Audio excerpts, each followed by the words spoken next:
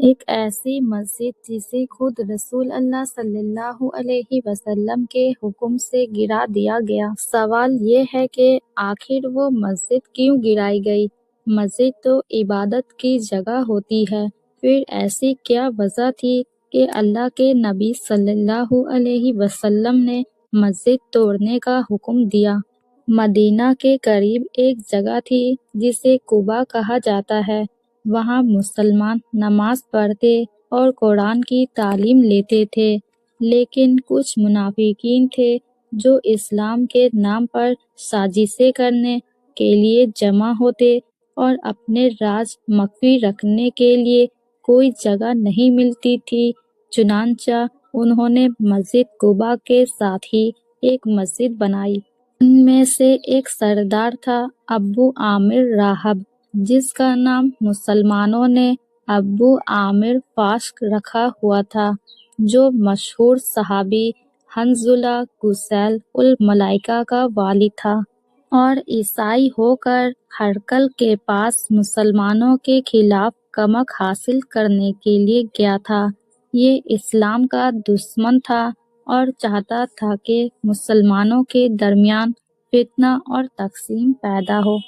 چنانچہ ان منافقین نے ایک مسجد بنائی جس کا نام مسجد ضرار تھا، جس کے بنانے میں اللہ تعالیٰ نے ان کے 4 مقصد بیان فرمائی ہے۔ پہلا، ضرارن، یعنی یہ مسجد اللہ تعالیٰ کی عبادت کے لیے نہیں بلکہ مومنون کو نقصان پہنچانے اور تکلیف پہنچانے کے لیے ہے۔ دوسرا، وکفرن، یعنی مسجد کی بنیاد تو اللہ اور رسول پر ایمان اور اکیلے اللہ کو پکارنے کے لیے ہوتی ہے،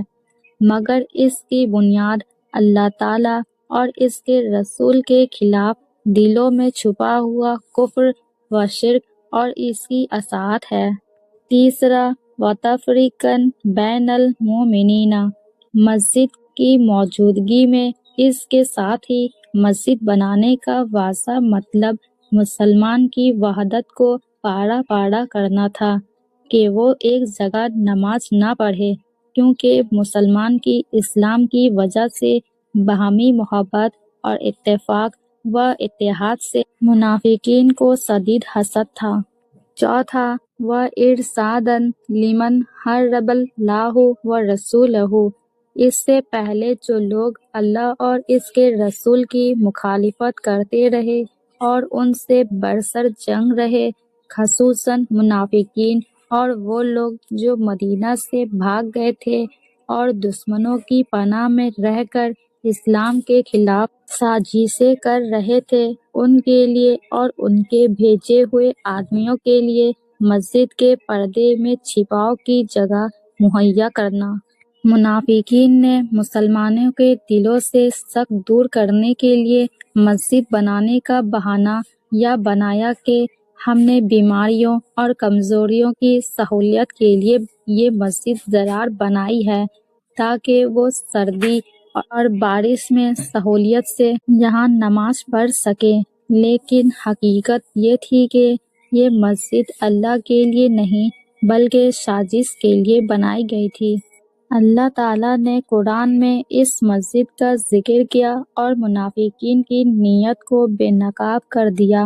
اللہ سبحانہ تعالیٰ قرآن میں سورہ توبہ میں فرماتے ہیں کہ اور وہ لوگ جنہوں نے ایک مسجد بنائی نقصان پہنچانے اور کفر کرنے کے لیے اور ایمان والوں کے درمیان پھوٹ ڈالنے کے لیے اور ایسے لوگوں کے لیے گھات کی جگہ بنانے کے لیے جنہوں نے اس سے پہلے اللہ اور اس کے رسول سے جنگ کی اور یقیناً وہ ضرور قسمیں کھائیں گے کہ ہم نے بھلائی کے سوا ارادہ نہیں کیا،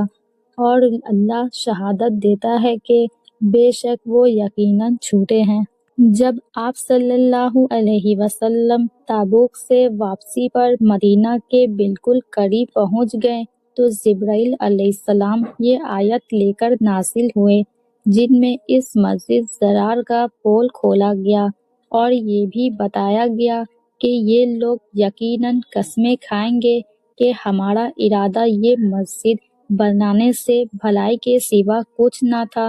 جبکہ اللہ تعالیٰ کی شہادت یہ ہے کہ بلا شک و شبہ یہ لوگ یقیناً جھوٹے ہیں۔ پھر اللہ تعالیٰ نے حکم دیا کہ اس مسجد میں کبھی نماز نہ پڑھنا، اور بتایا کہ وہ مسجد بہتر ہے جو تقوی پر بنی ہے،